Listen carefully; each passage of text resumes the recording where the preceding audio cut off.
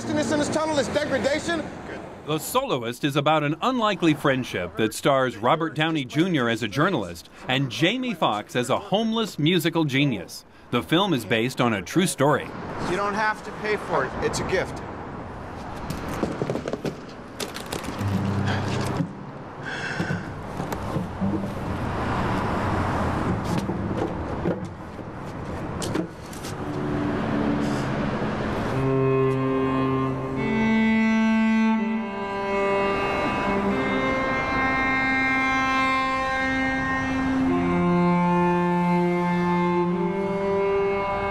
It gives you a fresh look, because when I looked at homeless people in L.A., I just looked, man, that's downtown L.A., man, that is what it is. He said, no, there's beautiful stories down there. I said, I don't want to get close to that. I said, because I used to live on 6th and Alvarado, so I know it's people down there selling drugs, people this. He said, you haven't seen it then. And then when we sat there with all of these homeless people around, and I watched them laugh and joke, and one lady told a beautiful story. She said, I knew something was wrong with me because I looked at my children and I didn't recognize them. I called my sister and said, could you please come get my kids? Because I don't know who they are. And I just went. So I'm sitting there in a ball of emotions, and he really was able to come from the outside because his look, his eyes was different from my eyes, and it taught me a lot. What if someone dialed 911, say Nathaniel had attacked him, they put him in a psychiatric hospital? I know you're not thinking about Wouldn't lying they? on him, Lopez. And then he would be in a 14-day psychiatric hold. They'd put him on meds. Straight away.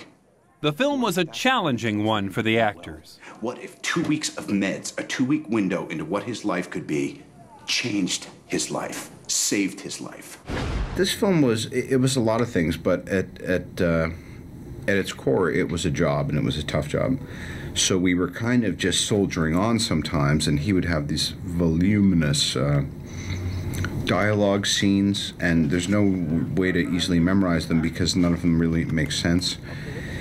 And yet we had to connect, and he had a lot of playing to do, instrumentally, and then there was this emotional core of when does the window open and you see the human being behind that.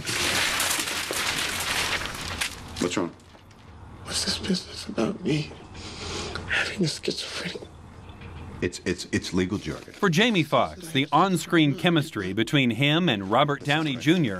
wasn't surprising. Nathaniel, they try to put people in a... I'm not going anywhere. And the good news is it has nothing to do with... Where you say go, I go where I want to go. Okay. You don't put me away, Mr. Lopez. You don't put me away. Okay. You don't put me away. Meeting of Robert Downey Jr. is something in itself. I've been fortunate to meet all of these beautiful people, these beautiful actors and actresses, from Al Pacino to Will Smith to all these big guys. And then when I met Robert, I said, you're the biggest star. He said, what do you mean? I said, you're the biggest star on this thing right now. I said, I've grown up with you.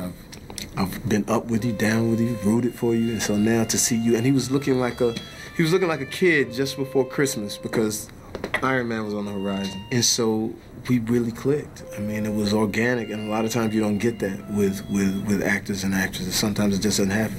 But I marveled at the fact that there was never a false moment in this person. He was always honest with you up front, and when they said action, look out. I'm the closest thing to family he has. We take care of each other.